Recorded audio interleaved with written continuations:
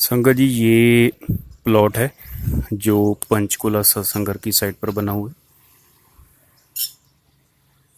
सन 2014 2 अप्रैल से 30 सितंबर 2015 करीब 1.5 साल बाबा जी ने दास से यहाँ पर सेवा ली। चंडीगढ़ में ब्यास को भी 2 कनाल जगह मिली है और डेरा तरनतारन को भी 2 कनाल जगह मिली है। ट्राई सिटी में मन मर्जी नहीं चलती। ब्यास वालों का सत्संग घर भी ट्रिपल स्टोरी है। यहाँ अभी एक बेसमेंट है, एक ग्राउंड फ्लोर है। इसके ऊपर देखो कब बाबा जी बनाते हैं। ये साथ में प्लॉट है, ये पावर ग्रिड बना हुआ साथ में। दास जब भी पंचकुला आता है, हर हफ्ते आता है वैसे, वही 1.5 साल की सेवा की यादें यहाँ पर आकर ताज़ा हो जाती हैं। ये सत्संग घर हमारे घर से करीब 21 किलोमीटर है। सुबह 21 किलोमीटर आना, रात को वापस जाना, वो यादें भुलाए नहीं भूलती। एक प्लॉट पड़ा था, जेसीबी मशीन के साथ वहाँ पर खुदाई की गई और बेसमेंट बनाई गई।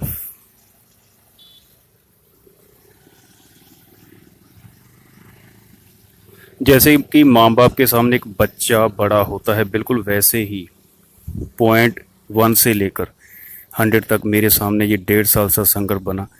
धूप हो, छाँव हो, दिन हो, रात हो, सर्दियाँ हो, गर्मियाँ हो, 1.5 साल यहाँ नज़ारे लिए। डेली बाबा जी के साथ फ़ोन पर बात होती थी। एक दिन 7 बार बाबा जी से फ़ोन पर बात हुई। 1.5 साल में करीब 500 दिनों में, ज़्यादा नहीं तो करीब बाबा जी से फ़ोन पर करीब 2000 बार या 2500 बार फ़ोन पर बात हुई। संगत जी, इस पेड़ की तरफ दास आपका ध्यान लाना चाहेगा। 2 अप्रैल 2014 को जब दास की सेवा यहाँ पर शुरू हुई, तो दास जब इस पेड़ के नीचे अपनी बाइक खड़ी करता था तो आधे या पौने घंटे में बाइक को धूप आ जाती थी। करीब 1.5 महीने के बाद यानी जून में बाबा जी खुद, जहाँ पर वो मेन गेट बना हो वहाँ पर, यहाँ पर जब दीवार नहीं थी, तो करीब 1.5 महीने के बाद बाबा जी यहाँ पर 70-80 संगत को लेकर बैठने लग गए। तो ये जो चारों तरफ कोठियाँ बनी हुई हैं, ये लोग मुझसे पूछते हैरानी के साथ कि पेड़ इतना 5 या 6 साल में नहीं बढ़ता, 1.5 महीने में पेड़ इतना बड़ा कैसे हो गया। 1.5 महीने के अंदर जो पेड़ 1.5 महीना पहले आधा पौना घंटा मेरी बाइक को धूप में छांव देता था, 1.5 महीने के बाद वो डबल स्टोरी से ऊंचा हो गया। और एक दिन किसी सत्संगी ने बाबा जी से कहा कि बाबा जी, ये पेड़ तो पिछले जन्म में आपका ज़रूर सेवादार रहा होगा। तो बाबा जी ने कहा, नहीं, सेवादार कभी पेड़ की जून में नहीं जाता, ये पेड़ अगले जन्म में सेवादार बनेगा। तो ये हैं पूर्ण महात्मा के वचन कि पेड़ की जून ही काट दी, क्योंकि इस पेड़ के नीचे बाबा जी बैठते थे। अगर ये पेड़ ना होता तो पता नहीं दास का क्या होता। 1.5 साल मैंने इस पेड़ के नीचे बैठकर ही गुजारा। अब तो ये सूख गया, टहनियाँ इसकी काट दी गई थी, तो ये नीचे हमारे सर में इसकी टहनियाँ लगती थी, इतना बड़ा पेड़ हो गया था। इन घरों के पीछे चारों तरफ पहाड़ ही पहाड़ हैं।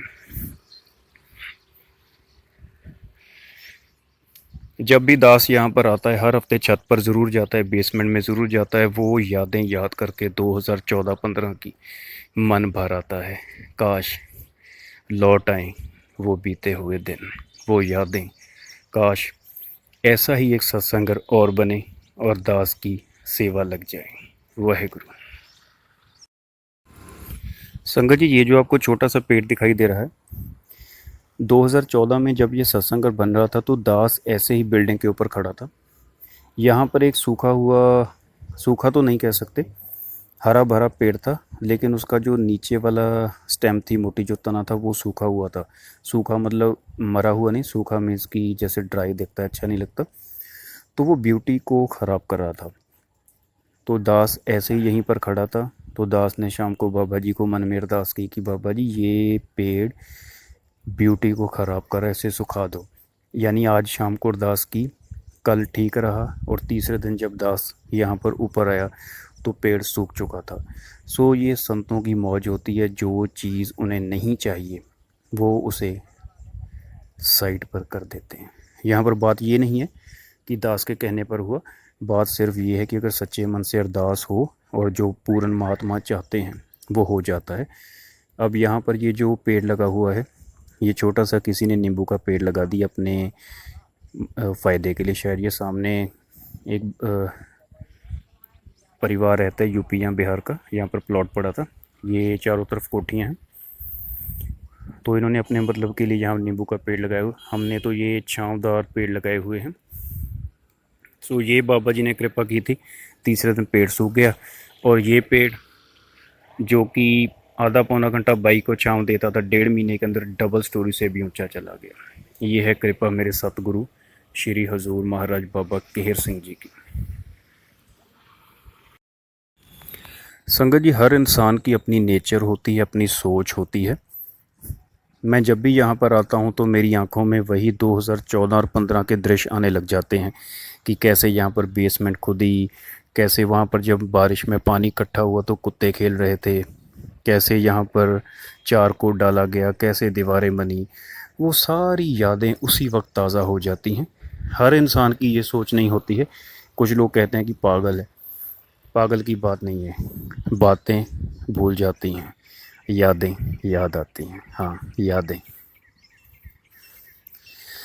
बड़े बाबा जी बाबा केहर सिंह जी जब थे तो वो आते तो उनके साथ हम रात को 12-12 बजे उनकी कोठी में बैठे रहते, बड़े मज़े किए बाबा जी के साथ। मौजूदा सरकार ने हमें उनसे भी ज़्यादा प्यार दिया है।